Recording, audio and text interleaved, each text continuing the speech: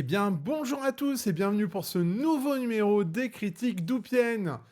Les critiques d'Oupienne, qu'est-ce que c'est? Eh bien, chaque semaine, Doup, c'est-à-dire moi, Cédric, eh bien, je vais vous présenter 3 ou 4 comics de mon choix que j'ai lus cette semaine et que j'avais envie de partager avec vous. Voilà, c'est notre petit rendez-vous hebdomadaire. Tous les mardis à 18 h, d'ailleurs, n'hésitez pas. Si vous voulez être au courant de tous les comics que je vais pouvoir vous présenter chaque semaine, à vous abonner, à commenter, à mettre la petite cloche, parce que ça nous aide à être référencés, ça nous aide en fait à ce que vous ayez, vous, toutes les semaines, au moins 3 petites recommandations comics. Alors, plusieurs précisions, hein. Moi, pour ceux qui ne me connaissent pas, je suis Doupe, hein. J'écris pour superpouvoir.com, j'écris pour Top Comics, j'écris pour Bruce Tringal, je travaille aussi sur 2 radios, et j'ai un vrai métier autre, voilà.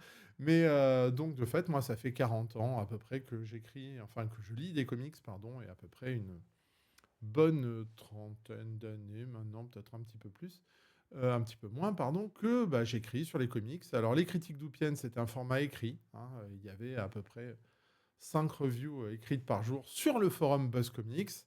Et depuis, je suis passé à la vidéo, voilà, sur Top Comics, sur la chaîne de Top Comics. Et donc, chaque semaine, je vous présente 3 ou 4, ou 2, ça va dépendre, comics que j'ai pu lire dans la semaine. Le principe, c'est qu'il y a justement, c'est pas forcément surfer sur l'actualité, c'est vous présenter des comics. Alors certes, il y aura des comics récents qui sont tout chauds. D'ailleurs, aujourd'hui, ce sera le cas. Mais ça peut être aussi des choses plutôt anciennes que j'ai pu lire parce que j'avais simplement envie de les relire et de vous donner mon avis dessus. Ça peut être de la VO, ça peut être de la VF. Moi, j'ai les deux. Je lis les deux. Je suis peut-être plus VO. Mais quand la VF sort et qu'elle est intéressante, ma foi, je ne m'interdis pas d'aller en VF non plus. Donc voilà, c'est les critiques d'Oupienne, tous les mardis, donc à 18 h. Encore une fois, n'hésitez pas, abonnez-vous, faites sonner la cloche pour que ce petit algorithme de YouTube nous référence encore plus et puisse toucher plus de monde. Parlez-en autour de vous, si vous connaissez des gens qui aimaient bien les comics, dites-leur, hey, il y a un gars qui fait des trucs, bon, pas forcément génial, hein. Puis ça n'est que mon avis, ça aussi c'est un petit disclaimer. C'est mon avis de lecteur de comics, voilà.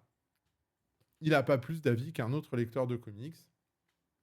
J'espère en attendant vous donner des critiques un petit peu plus détaillées, et puis histoire vraiment de discuter avec vous et de partager notre passion des comics. Allez, je vous fais pas traîner un petit trop longtemps. On attaque tout de suite, alors avec un beau TPBVO, et alors ce TPBVO, c'est Flinch.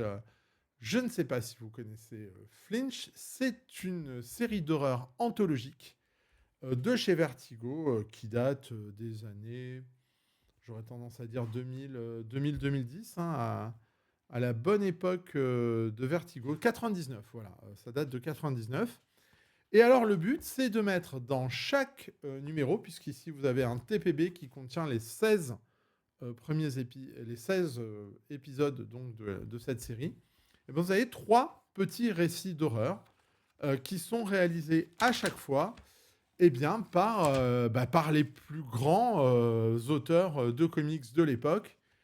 Et alors, je peux vous dire que le casting, il est assez impressionnant, puisque vous avez Brian Azzarello, Richard Corben, Garth Ennis, Jim Lee, Greg Rucka, Bernie Wrightson. Ils mettent many more, mais oui, en fait, toute la liste, je vais vous la sortir. Toute la liste, elle est là, en fait, des auteurs qui sont sur ce comics. Et alors, vous voyez qu'on a du John Arcudi, on a du Bruce Jones, du Paul Jenkins, du Steven Seagal, du Ivan Velez, du Kent Williams, du Bill Willingham, on a du Tim Bradstreet, du Richard Case, du Phil Jimenez, du Kelly Jones. Bon, bref, toute la crème des dessinateurs et des artistes indépendants, mais pas que, est réunie ici. Donc, pour 16 numéros qui vont me proposer 3 histoires. Alors, 16 fois 39, hein, ça fait beaucoup, hein. Je ne vais pas revenir sur toutes les histoires qui sont là-dedans. Il y a des trucs très sympas, comme dans toutes les anthologies, il y a des trucs qui sont un peu plus moyens. Et c'est un peu le chaud et le froid. Disons que, voilà, on a des choses qui fonctionnent très bien. On a des choses qui fonctionnent un poil moins. Et lorsque vous avez, pour votre premier numéro, quand vous avez Jim Lee, Richard Corben et Frank Whiteley au dessin, qu'est-ce qui peut se passer? Baf, alors, et on attaque avec donc la première histoire du premier numéro de l'anthologie qui s'appelle Rocketman. Et je ne sais pas si vous reconnaissez le dessinateur. Eh ben, je vous l'ai dit, de toute façon, il y a 30 secondes. C'est Jim Lee. Voilà, c'est Jim Lee, alors dans un style vraiment très, très, très, très, très différent de ce qu'il a l'habitude de livrer, surtout actuellement. Là, on est au début des années 2000. Et Jim Lee, il faut quand même rappeler que quand il a envie, il peut sortir de très très bons dessins. Bon, c'est un petit peu vide encore au niveau des corps derrière. Mais disons que lancer Jim Lee sur une anthologie d'horreur, en plus, c'est un pari gagnant. Moi, je me rappelle, j'avais acheté en VO le tout premier numéro parce qu'il y avait Jim Lee dessus. L'histoire est pas extraordinaire. Alors, c'est pas vraiment de l'horreur, d'ailleurs. C'est sur l'histoire d'un homme qui veut voler et qui se construit un arsenal pour voler. Alors, l'histoire, elle est de Richard Brüning, qui est aussi le lettreur. C'est pas exceptionnel. Voilà, c'est pas exceptionnel. Ça lance quand même bien le titre. De toute façon, toutes les histoires font à peu près 6-7 pages. En attendant, ça fait plaisir de voir Jim Lee sur des dessins de ce type. On enchaîne ensuite avec une histoire avec Quietly. Et c'est Jan Van Meter qui est au scénario, une histoire de guerre des gangs. Alors c'est du Quietly des années 2000, donc bon, on reconnaît encore le style, c'est peut-être un petit peu moins affirmé que ce qu'il y avait, que ce qu'on connaît maintenant du dessinateur écossais. Bon, c'est pas extraordinaire, non plus. Et puis vous avez une histoire de loup-garou féminin, vous reconnaissez tout de suite le style, c'est du Richard Corben. Richard Corben, à l'époque, il devait être sur Hellblazer, où il allait dessiner du Hellblazer avec Azzarello. Voilà, donc moi, je suis pas un grand fan de Corben, je sais, déchaînez-vous dans les commentaires. Bruce Jones, il sait faire des récits d'horreur, c'est plutôt pas mal. C'est, à mon sens, peut-être la meilleure histoire niveau scénario, niveau dessin. On va pas se mettre à comparer Quietly, Corben et puis Jim Lee, quoi. C'est du lourd pour commencer. Et puis, vous allez avoir, pour le deuxième numéro, c'est Bill Sienkiewicz, Eduardo Risso et Pat McKeown, avec au scénario Dean Motter, Brian Azzarello, Bob Fingerman. Alors, je vais pas vous passer toutes les histoires, parce que sinon, on en a pour 3 heures dans ces critiques d'Oupienne. C'est pas le but non plus. On va aller direct. Est-ce qu'on l'achète? Si on aime bien le Vertigo, de l'époque, c'est quand même vachement intéressant. Encore une fois, vous avez des artistes qui sont pas mal, qui livrent un travail toujours très honnête. Donc finalement, c'est plutôt intéressant de voir un petit peu tout ça. Et il y a à boire et à manger, c'est-à-dire qu'il y a des récits qui sont pas bons, il y a des récits qui sont médiocres, il y a des récits qui sont moyens, et il y a des récits qui sont très réussis. Alors je vais vous parler de quelques récits qui sont très réussis. Dans le numéro 2, vous avez un truc sympa. Alors, évidemment, euh, c'est le Eduardo Risso, Brian Azzarello. Voilà, ça c'est la première histoire que j'ai vraiment bien aimée de ce récit. Vous voyez, on est au tout début du TPB, qui s'appelle Food Chain. Alors, on n'est pas dans l'horreur, là, enfin... C'est du récit hard-boiled, du polar noir comme Azzarello et Risso savent le faire. Risso, il est extraordinaire. Et Azzarello nous fait une bonne histoire avec un twist final qui est assez sympathique. Donc, de fait, ça tourne vachement bien et c'est la première très très bonne histoire. On a ensuite quelque chose de pas trop mal avec ici Scott Cunningham et Marcelo Frusin. Alors Marcelo Frusin, je ne sais pas si vous vous rappelez, mais Marcelo Frusin, pour moi, c'est un peu un clone de Eduardo Risso. Je ne sais pas ce qu'il est devenu. En fait, ce qui m'a fait, ce qui m'a fait m'interroger dans ce bouquin, c'est que vous avez plein d'artistes, plein d'artistes qui, ben moi, je ne sais pas ce qu'ils sont devenus, les Marcelo Frusin, qui a d'autres les Bill Willingham. Alors ouais, Willingham, on sait encore un petit peu, mais il y a des noms que j'ai revus. Joe Lansdale. Qu'est-ce qu'ils sont devenus, tous ces gens-là euh, Voilà, c'est plutôt sympa. Donc là, c'est Scott Cunningham, que je connais pas du tout, et Marcelo Frusin, qui nous raconte l'histoire d'une grand-mère psychopathe qui possède des corps. Donc là, on est vraiment très bien. On est vraiment très bien. Ensuite, eh ben, on va aller faire un petit tour sur le Titanic avec Garth Ennis et Kieran Dwyer. Là aussi, hein, encore deux gros artistes. Je ne vais pas pouvoir vous montrer toutes les pages parce que c'est un peu sanglant. Qui nous racontent la véritable histoire du Titanic. Là, on est sur du Garth Ennis en cynisme pur. Hein. Là, les gens qui aiment bien, je peux rien vous montrer. Je peux rien vous montrer en images. C'est du Vertigo, hein, donc il y a de la nudité, il y a de la violence, il y a du sang, il y a du gore. On y est, hein, là, on y est. Avec même un petit tacle à Céline Dion à la fin. C'est assez rigolo. Voilà, c'est vraiment du Garth Ennis pur jus. On a un récit de Kent Williams. C'est pareil, Kent Williams, je ne sais pas ce qu'il devient, qui est pas terrible, mais qui est toujours super bien dessiné. Hein. Kent Williams, faut. Enfin, moi, voilà, Kent Williams, moi, ça reste toujours associé à du Sandman, à ce genre de choses. Graphiquement, c'est génial. L'histoire, elle est très, très pénible.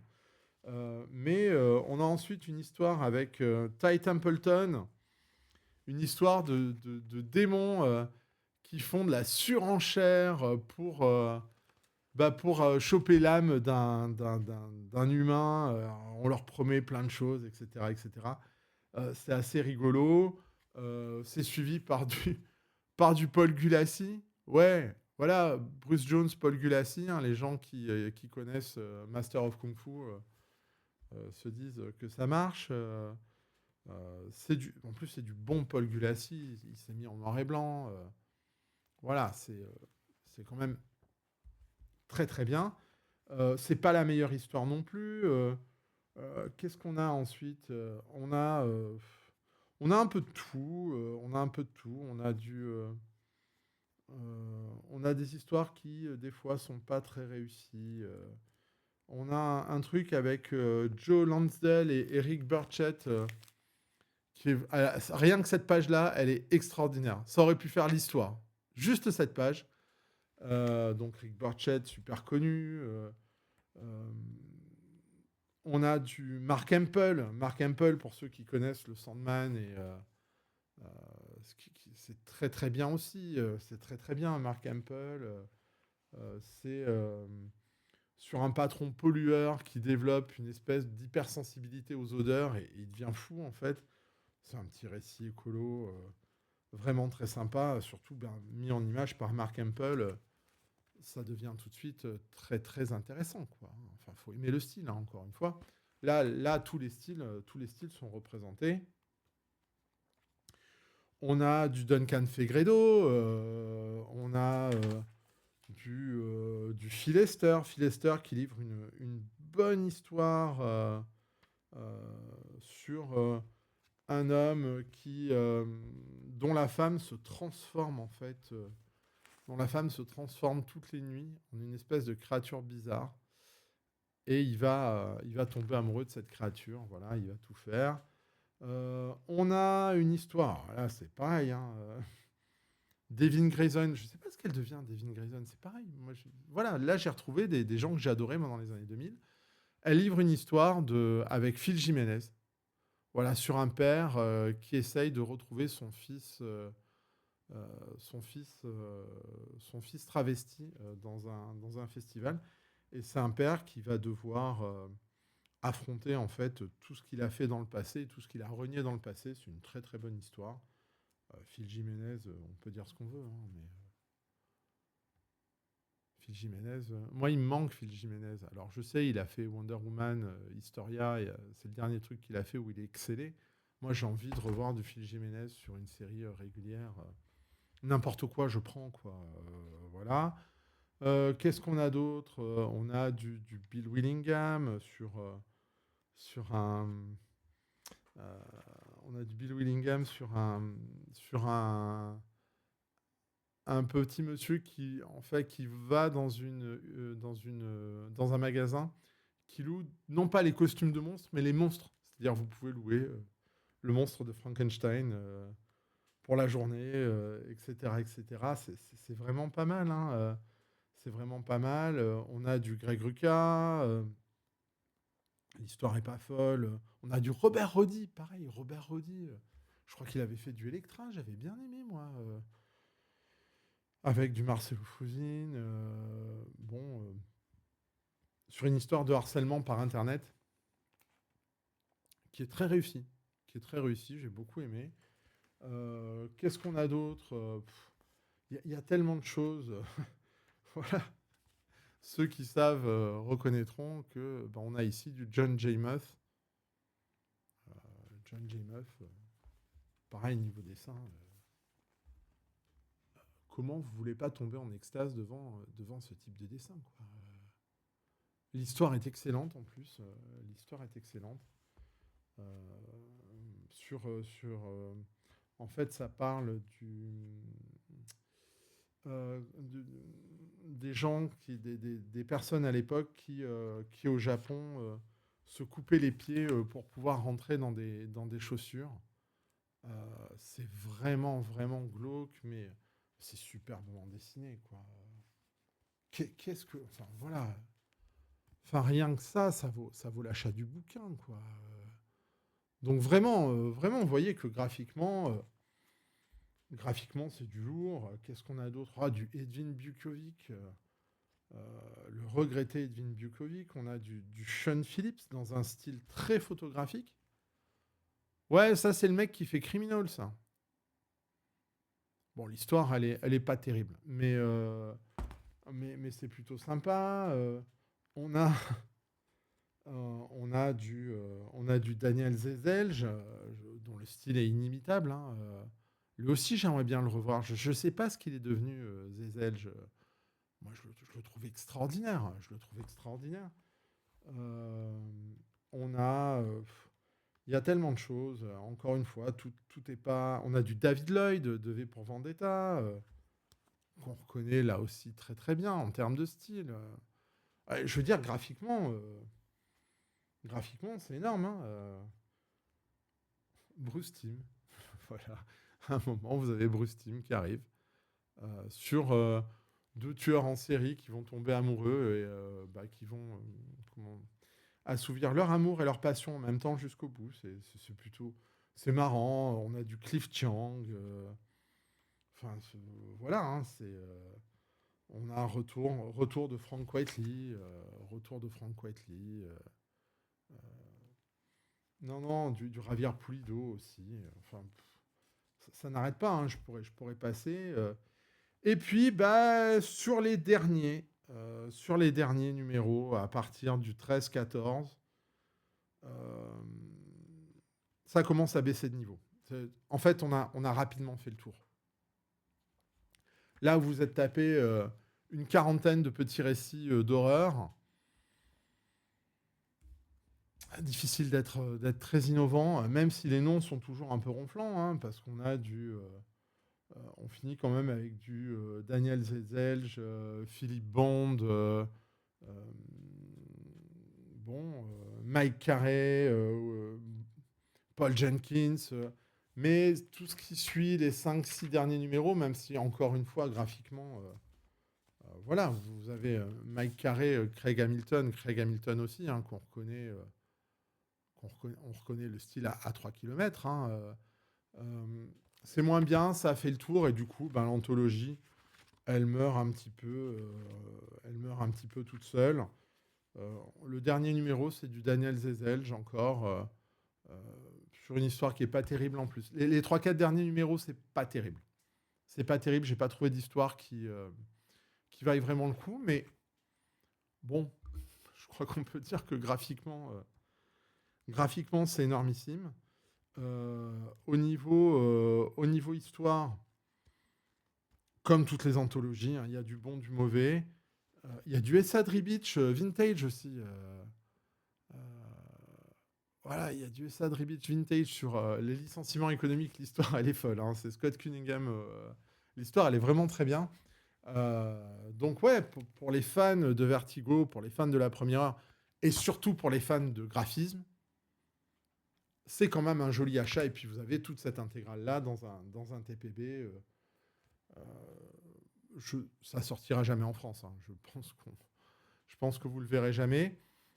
Si vous avez l'occasion, une anthologie du vrai Vertigo, j'ai envie de dire, hein, c'est-à-dire le Vertigo des années 2000, foncez parce que c'est pas mal. Et moi, ce Flinch, cette Complete Collection, moi, je vais lui mettre... allez, on va lui mettre 3 brocolis. 3 brocolis et demi. 3 brocolis et demi parce que graphiquement, ça envoie du lourd, hein. Ça envoie du lourd. Donc voilà. Flinch, c'est notre première reco de la semaine. Et vraiment, c'est sympa si vous aimez les titres d'horreur. En revanche, je sais pas à mettre entre toutes les mains. Allez, on passe avec potentiellement un des bangers. J'utilise ces expressions moi maintenant de Jens. Un des bangers de peut-être de l'année. Est-ce qu'il sortira en France? Je ne sais pas. C'est à vous de me le dire, hein, dans les commentaires. Moi, je sais que j'ai du mal à retrouver à chaque fois. Je vous dis, ouais, ce truc-là, c'est pas sorti. Et puis, juste dans les commentaires en dessous, on me dit, non, mais ça, c'est Urban, ou c'est Panini, ou c'est je ne sais qui va le publier. Donc, c'est The Power Fantasy. Voilà. Une série que j'ai commencé à voir traîner un peu sur le net, où les gens commençaient à en dire beaucoup de bien. Alors pourquoi j'y vais? J'y vais parce que c'est Kieron Gillen au scénario. Et Kieron Gillen, moi j'aime beaucoup. Donc je trouve que c'est un des meilleurs auteurs, Kieron Gillen du moment. Enfin moi j'adore la manière dont il écrit. J'adore ce qu'il a fait notamment sur Wicked and Divine, sur les Young Avengers, qui doivent être par là. Tiens, les Young Avengers... Ils sont par là, mes Young Avengers. Oui, ils sont là avec Jamie McKelvey, voilà. Vous le voyez peut-être pas. Donc, du coup, moi, Kieron Gillen, j'ai tendance à lui faire confiance. J'ai même aimé Die avec Stephanie Hans, que j'avais trouvé bon. Alors, The Power Fantasy, qu'est-ce que ça nous raconte? Eh bien, ça nous raconte l'histoire d'un monde où il y a des super-héros, hein, où il y a des super-héros. Et certains ont des pouvoirs tout nuls, ils peuvent faire de la lumière avec leurs doigts, etc. Et puis vous en avez 6 qui par contre ont des pouvoirs incroyables, des pouvoirs qui peuvent leur faire sauter, la planète. Et du coup, la seule chose qu'il faut, c'est... Alors, c'est ces super-héros à grand pouvoir, d'ailleurs tous les super, hein, ils apparaissent à partir de 1945, à partir des premières bombes atomiques. D'ailleurs, ils les appellent les Atomics, voilà, plutôt que de dire les mutants ou les super-héros ou ce genre de choses. Ce sont les Atomics. Et donc, ces 6 personnes ont la capacité de faire péter la Terre à n'importe quel moment. Il y en a un, il contrôle télépathiquement n'importe qui. Il y en a un autre, c'est un ange. Il y en a un autre, c'est un démon. Il y en a un qui contrôle la gravité.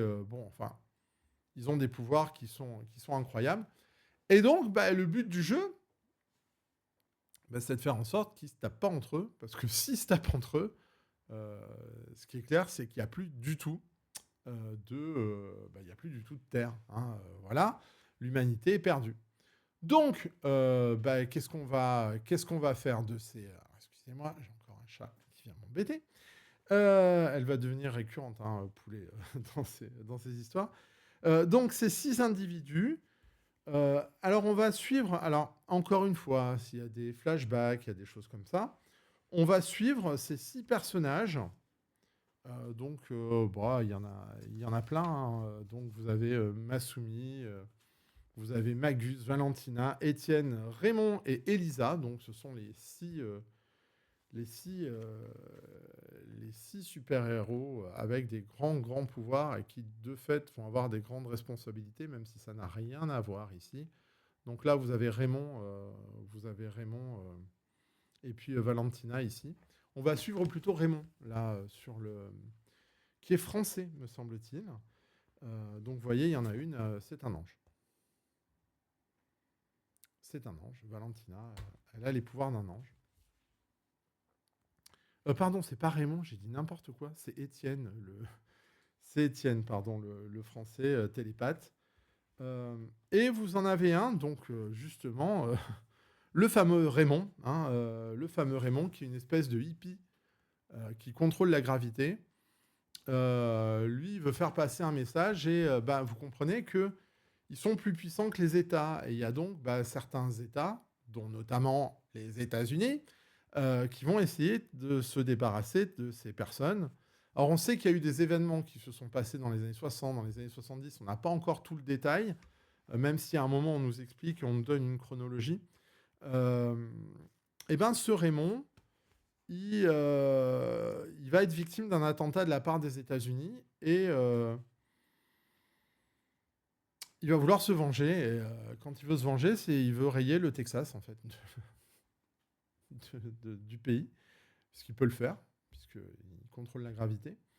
Et donc, bah, on a Étienne qui va essayer d'empêcher ça, mais ça aura un prix. Alors, je vous spoil rien, hein, c'est vraiment c'est le premier épisode de la série. Et donc, pour ne pas avoir à rayer tout un État du Texas, il va falloir faire des victimes. Et ben, Raymond va devoir tuer des gens, notamment bah, le président des États-Unis et tout le gouvernement. Et il va les tuer en un claquement de doigts, puisqu'il est télépathe et qu'il contrôle les esprits. Donc, il va leur faire des AVC en disant bah voilà, je vais tuer une centaine de personnes à la place de tout l'État du Texas. C'est le discours qui est assez récurrent chez ce personnage, chez Étienne, qui va. Donc, les choix. En fait, c'est les choix qu'ils vont faire pour maintenir la paix. De fait, bah, Étienne va devenir quand même plutôt persona non grata, parce que c'est quand même. Il va l'assumer hein, devant tout le monde. Et donc, ça va être, en tout cas sur ce premier numéro, toute une lutte de pouvoir entre ces différents. Il y a des alliances entre certains de ces 6 personnages. Il y en a qui veulent la paix à tout prix. Il y en a qui se disent, après tout, on n'a pas encore tous ces personnages qui sont bien définis, puisque là, on n'a que les 5 premiers épisodes. Donc, il y a beaucoup de choses qui sont obscures au départ. Je vous avoue que j'ai été obligé de prendre grave de notes, hein, parce qu'à un moment, j'arrivais plus à savoir qui était qui, etc. Et généralement, c'est pas bon signe, sauf que là, en fait, c'est très très bien. Et pour moi, c'est ça. Hein, là, on peut avoir. J'ai le tome 2 là qui m'attend, je vais y aller dans la foulée. J'ai vraiment beaucoup aimé. Et je pense qu'on peut avoir une grosse série, parce que ben, ça fait effectivement penser un petit peu à The Wicked and the Divine. Hein. Gillen, il aime bien jouer avec ça, avec les dieux, enfin les gens qui sont hyper puissants. Et il va construire son truc. Alors au début, c'est peut-être un peu obscur, et puis en fait, on y arrive. C'est un petit peu la différence que je fais moi par rapport à The Nice House on the Lake. C'est-à-dire que moi, même à la fin, je ne savais pas qui était qui. J'arrivais pas à identifier les gens. Là, au début, c'est un peu compliqué parce qu'ils ont des noms, ils ont des surnoms, ils s'appellent entre eux. Et puis finalement, au bout de l'épisode 2 ou 3, on est rentré dedans et il n'y a pas de problème. Puis à la fin de l'épisode 3, il vous donne une chronologie. Alors là, vraiment, où il vous dit à peu près les grandes étapes. Donc on va de 45 à 89. Ouais, tiens, oh, c'est un spoil, mais il y a des continents entiers qui ont été rayés de la carte. Hein. On ne sait pas trop encore pourquoi, mais on va le savoir. Parce qu'en plus, il nous dit à chaque fois ce qui se passe, ce sera dans tel chapitre à venir. Donc, on sait qu'il a planifié Gillen, par exemple. Vous allez avoir... euh, il y a un truc qui s'appelle The New Mexico Festival Massacre. On l'a dans le chapitre 4. Voilà. Euh, voilà, donc on sait ce qu'il fait, il sait ce qu'il fait, il va pas n'importe où.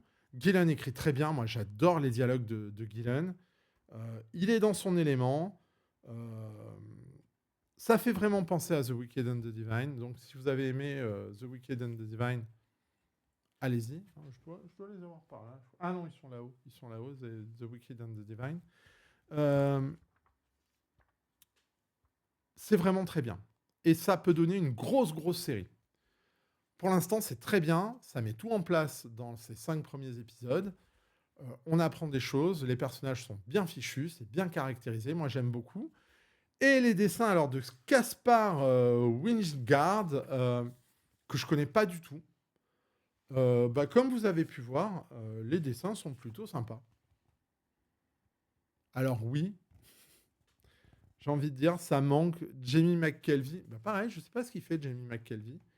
La dernière fois que je l'avais vu, c'était sur un truc Batman, me semble-t-il, un Catwoman ou un truc comme ça. Vous voyez que les dessins sont plutôt corrects. Ça fait penser à du dessin indé, image, des années de maintenant. Et effectivement, la série, elle est chez Image, donc ça marche bien. Et l'avantage, c'est que c'est donc ce Casper Winchgard qui dessine tout. Les personnages sont très reconnaissables, donc il y a une unité graphique, et ça c'est chouette. Il y a de temps en temps de très belles images.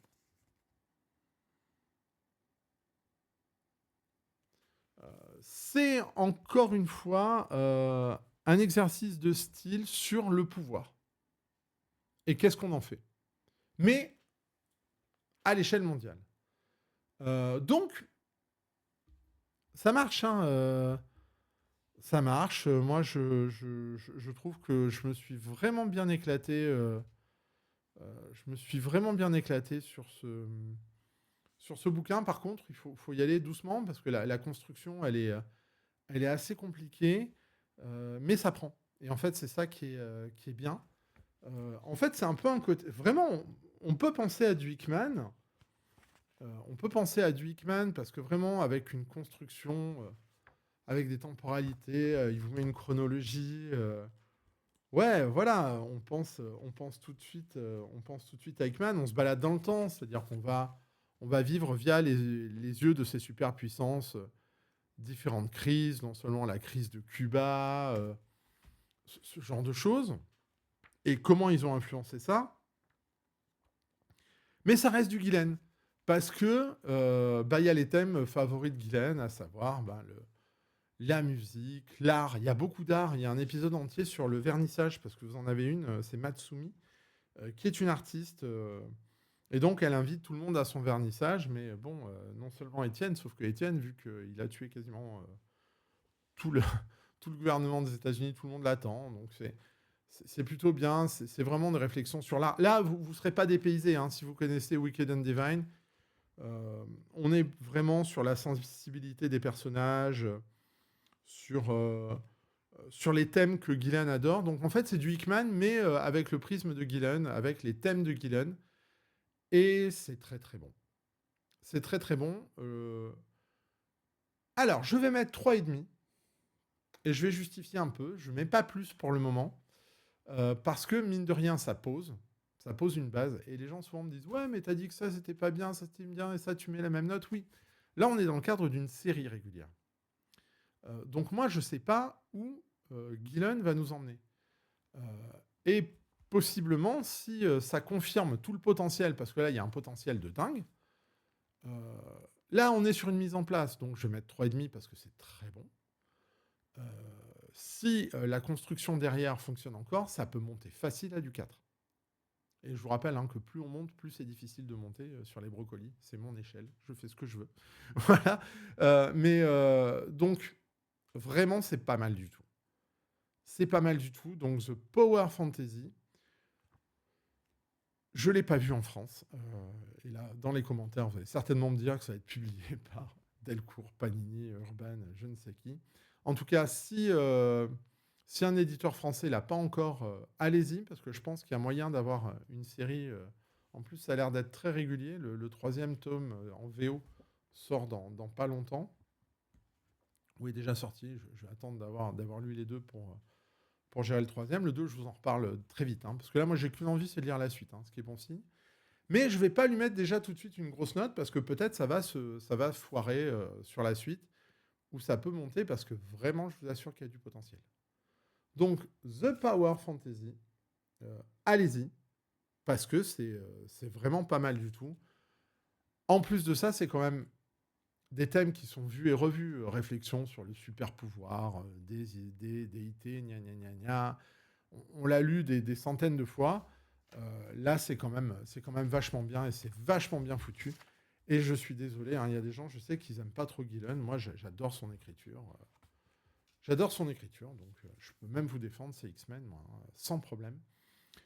The Power Fantasy, 3,5, possiblement grosse série. Et ça, généralement, mon nez me trompe pas. Je pense qu'on a du gros potentiel là-dessus. Bon, on finit avec l'actualité la plus chaude, puisque je vous avoue que j'ai lu ce bouquin, le Captain America de Chip Zdarsky.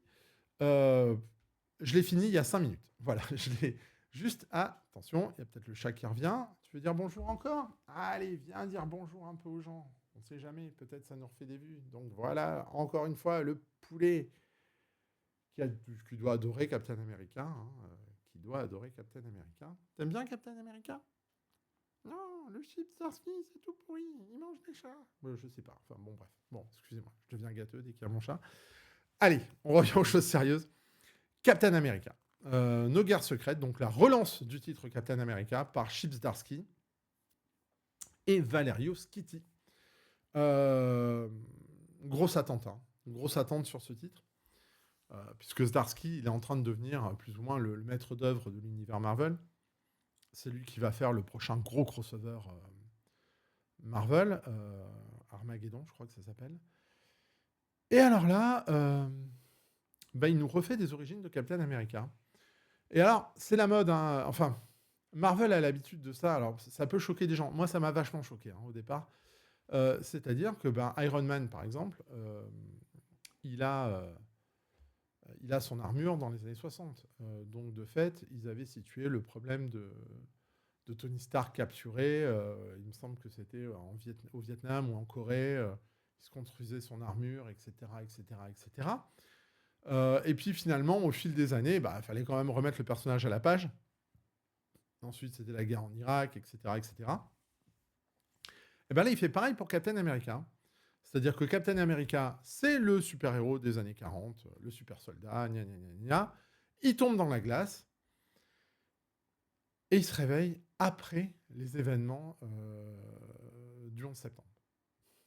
C'est-à-dire que Captain America est sorti de sa congélation après le 11 septembre. Ce qui, moi, forcément, en tant que lecteur de comics depuis 40 ans, ça me choque, quoi. Je suis en train de me dire, mais je comprends plus. Et c'est dans l'univers classique. Donc, Zdarsky, mine de rien, il est en train de relever la barre temporelle de la création des... Parce que là, Captain America fait sa première mission en 2006. Je crois qu'il sort de la glace vers 2005-2006. Donc les Avengers, ça date de 2005-2006. Il nous a rehaussé toute la chronologie. Alors, moi, je trouve ça vain. Voilà, je vous le dis tout de suite. Moi, j'ai pas besoin d'avoir une chronologie et de l'avoir adaptée au goût du jour pour aimer les aventures de Captain America. Je pense que ça doit être intemporel. Donc, je suis pas à l'aise avec ça. Je vais pas dire que c'est nul et que l'idée est pourrie. Ça a été fait des dizaines de fois déjà chez Marvel, notamment sur Iron Man. J'en vois pas l'intérêt. Voilà, j'en vois pas l'intérêt. Donc en fait, qu'est-ce que ça nous propose? Donc ces 5 premiers épisodes. Le retour de Captain America sorti de sa glace donc en 2006. on a du mal à situer la temporalité. Ça, par contre, c'est un gros problème dans la série. Parce qu'il y a un autre super soldat. Vous savez que Captain America, il a souvent été remplacé quand il n'était pas là. Euh, et là, il y a un autre super soldat. J'ai plus son nom. J'ai plus son nom. Il m'a pas marqué. Hein. Le personnage est pas fou. Pourtant, c'est lui qui fait tout l'arc. Hein. Tout l'arc est centré sur ce deuxième Captain America remplaçant. Je l'ai pas trouvé. Je l'ai pas trouvé extraordinaire. Je l'ai pas trouvé extraordinaire. C'est Colton, je crois, qui s'appelle le remplaçant. C'est pas, c'est pas, c'est pas terrible, quoi. C'est pas terrible. Euh, ouais, Davy Colton, donc c'est pareil, il suit la même trajectoire que Captain America. Donc c'est un gars qui est tout petit, tout rachitique, mais qui veut servir son pays. Donc on va lui proposer le sérum du super soldat. Donc là, c'est pendant la guerre en Irak. En fait, lui, il décide de devenir remplaçant quand il a vu les 2 tours s'effondrer, les tours jumelles. Et donc, ça va devenir le Captain America de la guerre en Irak. Et puis, vous avez le vrai qui arrive 4-5 ans plus tard. Il s'est passé des choses. Et de fait, l'ancien Captain America, donc Steve Rogers, va être embauché par l'armée et par Thunderbolt Ross. Parce qu'il s'est passé des choses en Latverie. Parce que c'est le début des super-héros. Donc, c'est aussi, mine de rien, les premiers épisodes des 4 Fantastiques. Et Fatalis arrive au pouvoir en 2006. Moi, j'y arrive pas. Je dois être trop vieux pour ça. Et encore une fois, je dis pas que c'est naze l'idée. L'idée existe. Voilà. J'ai trop de mal à m'y faire. Voilà, je dois être trop vieux. Et donc, ils vont envoyer Captain America, donc Steve Rogers, l'ancien, enfin le remplaçant, plus une petite équipe, les Howling Commandos. Hein, voilà. Ils vont les envoyer en Latverie parce que Fatalis, il a rasé l'ambassade des États-Unis quand il est arrivé au pouvoir. Et donc, ça va être la bataille donc, de Fatalis, qui fait quasiment ses débuts en tant que super vilain là, contre Captain America, qui essaye de délivrer les diplomates américains qui sont enfermés en Latverie. Donc, il va infiltrer la Latverie, aller avec les rebelles et essayer donc de se débarrasser de Fatalis. Voilà. Donc vous avez en fait une double histoire, celle de Captain America et Fatalis, et puis ce qui se passe dans la tête de son remplaçant, qui petit à petit devient un petit peu fou. J'ai vraiment du mal avec la temporalité. Là, pour le coup, moi, il m'a perdu. Alors mine de rien, c'est important là, parce que Chip Zdarsky, il est en train de redéfinir complètement la temporalité de l'univers Marvel. Donc est-ce que ce numéro, il est primordial? J'aurais tendance à dire que oui, parce que c'est limite le retour c'est la première étape d'une redéfinition de l'univers Marvel. Est-ce qu'il y en a besoin? Moi, je vais dire non. Voilà. On n'a pas besoin de ça. Moi, j'avais pas besoin qu'on me refasse les origines de Captain America avec une Latverie mise au goût du jour. C'est pas la peine. Qu'est-ce que ça raconte? En dehors de l'histoire de base que je viens de vous dire, ça va essayer d'expliquer toujours le même problème, c'est-à-dire que qu'est-ce que Captain America symbolise? Là-dessus, Zdarsky, il est bon. Il nous l'avait déjà fait sur Avengers Twilight. Qu'est-ce que ça signifie se draper aujourd'hui du drapeau américain? Donc il va donner quelques réponses. Il va donner quelques réponses sur la fin, parce que je vous dévoile pas tout, hein, mais il va y avoir un problème avec l'armée américaine et Captain America va pas être très très content. Vous vous doutez bien qu'à la fin, je vous dis rien, mais on comprend tout de suite ce qui va se passer. Et donc il arrive sur la conclusion de ces 5 épisodes, c'est comment Captain America représente l'Amérique, mais ne représente pas le gouvernement américain. De toute façon, il ne peut pas faire autre chose. Zdarsky, il ne peut pas faire autre chose, il le fait plutôt pas mal. On va lui accorder ça. En revanche, j'ai pas été convaincu du tout. Voilà. Ça m'a laissé froid. La temporalité m'a complètement déboussolé. Je ne dis pas que c'est pas une mauvaise idée de vouloir le remettre au goût du jour. Je dis que simplement pour moi, lecteur de comics, il n'y en avait pas besoin. Et que Captain America, on s'en fout. On s'en fout qu'il ait 70 ans. Après, je peux comprendre l'idée, parce que quand même, il y a tout un débat ici sur la guerre en Irak, sur l'Afghanistan. De fait, il est peut-être un peu obligé quand même de le rattacher à ça, Starsky. Donc c'est pour ça qu'il nous fait un Captain America moderne. Le problème, c'est que s'il décale de quasiment 50 ans les origines de Captain America, bah, il est obligé de décaler, enfin 50 ans, non, puisque s'il revient dans les années 60 ou 40 ans, il est obligé de redécaler l'origine de tous les super-héros de 40 ans. Et c'est ce qu'il fait dans ce bouquin. Euh, Comment ça va s'articuler, je ne sais pas. Comment ça va s'articuler, j'en ai aucune idée. Si c'est pour faire un gloubi-boulga, comme là, ça semble être un peu, j'ai un peu peur, moi. J'ai un peu peur de ce qui va se passer par la suite. Après, encore une fois, est-ce que ça invalide tout ce qui a été mis en place avant? Bah, de fait, oui, mais moi, je m'en fous. C'est pas grave, les histoires de Captain America qu'il y avait avant, elles existent, et quand elles sont bonnes, elles sont bonnes, et quand elles sont pourries, elles sont pourries. Je m'en fous que ça se passe dans les années 60, 70, 80, 90. Ça invalide pas le run de Brubaker qui est très bon. Mais je sais pas, je sais pas ce qu'il veut faire avec ça. C'est assez perturbant, je dois vous avouer. L'histoire m'a pas convaincu. J'ai pas accroché à ce Captain America remplaçant là. Voilà. D'ailleurs, vous voyez, hein, je l'ai lu il y a 10 minutes et je me rappelais pas déjà pas du nom du remplaçant, donc c'est pas une très très bonne chose. Les dessins de Valerius Kitty, c'est pas mal. Moi, j'aime bien hein, ce dessinateur. Il est très correct. C'est correct. C'est pas non plus grandiose. Euh, les mises en page sont bonnes, on comprend tout ce qui se passe, c'est bien fichu, c'est bien dessiné, il y a aucun souci là-dessus. Son Fatalis est plutôt sympa. Son Fatalis est plutôt sympa. Euh, Fatalis, il est premier degré là quand même. Hein. La nuance qu'il donne à Captain America et à tout ça, c'est pas tout à fait la nuance qu'il apporte à Fatalis dans ce truc-là. Ça m'a gêné aussi. Euh, Voilà, alors c'est terrible parce que je vous dis que finalement la continuité, je m'en fous. Mais quand on me la perturbe comme ça, je comprends pas. Donc si je me base que à l'histoire, c'est pas très bon. Voilà, c'est pas très bon. J'ai pas été convaincu par ce Captain America. Euh, je le trouve très superficiel. Pour l'instant, en fait, on n'a pas encore parlé de Steve Rogers, quoi.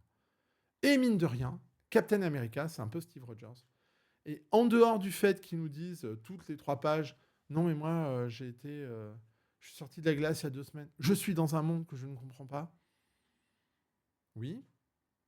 Et donc, bah je suis dans un monde que je ne comprends pas encore. Ok. Ah mais le gouvernement c'est pas bien. Oui. Ok. Ah mais ils font des trucs un peu dégueulasses aussi. D'accord. Et en dehors de ça, qui es-tu? Et au bout de 5 numéros, on n'a pas la réponse. Je vais être sévère. Je vais être sévère parce que j'en attendais beaucoup. Je vais lui mettre 2,5. Voilà, déchaînez-vous hein, dans les commentaires. Fred, si tu me regardes, désolé. J'ai pas aimé, hein, mais au moins j'explique hein, pourquoi j'y arrive pas. Je trouve que la temporalité, si elle est justifiable, si vraiment, pour moi, elle n'est pas nécessaire. Et du coup, bah, l'histoire qui reste est une histoire qui est encore trop superficielle pour moi, même si les dessins sont bons, même si l'histoire se lit, il y a quand même des choses derrière. Je suis hyper déçu et j'ai été un peu perdu. Et j'en retiendrai rien. Je sais que dans 3 jours, je me rappellerai vaguement de ce qui se passe, surtout refonte, euh, de cette refonte chronologique du personnage. Euh, mais c'est tout. Et le reste, c'est pas intéressant du tout. Donc je vais lui mettre 2,5. 2,5, et vous voyez, ça marche pas. Là, moi, ça n'a pas marché du tout. Ah, voilà, une queue de poulet. Hein. Elle a très faim, c'est pour ça, je vous le dis. Euh, non, ça marche pas. Je valide pas. Je valide pas. Est-ce que je vais sur le deuxième?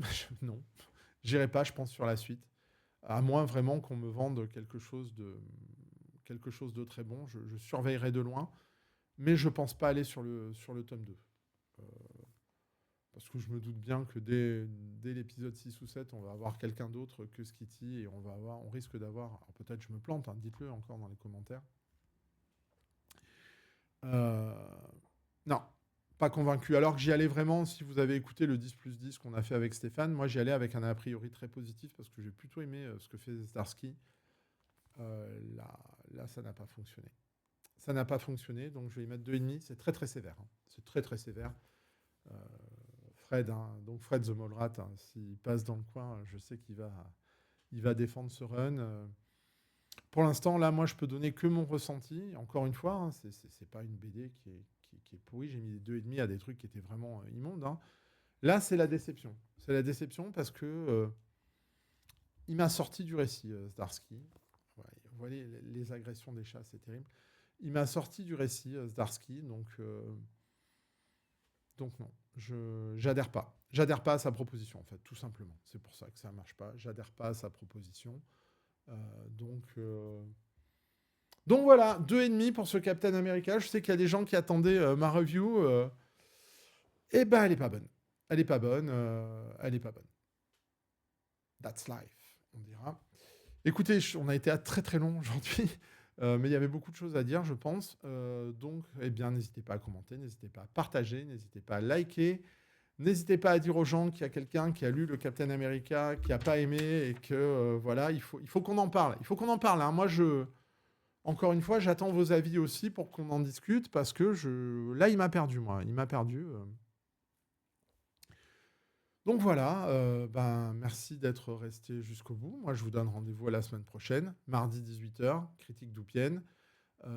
En attendant, ben, merci encore à tous ceux qui sont là, à tous ceux qui répondent, à tous ceux qui réagissent. Je vous avoue, c'est vraiment un plaisir, moi, de faire cette petite capsule hebdomadaire. Pour l'instant, on tient le rythme.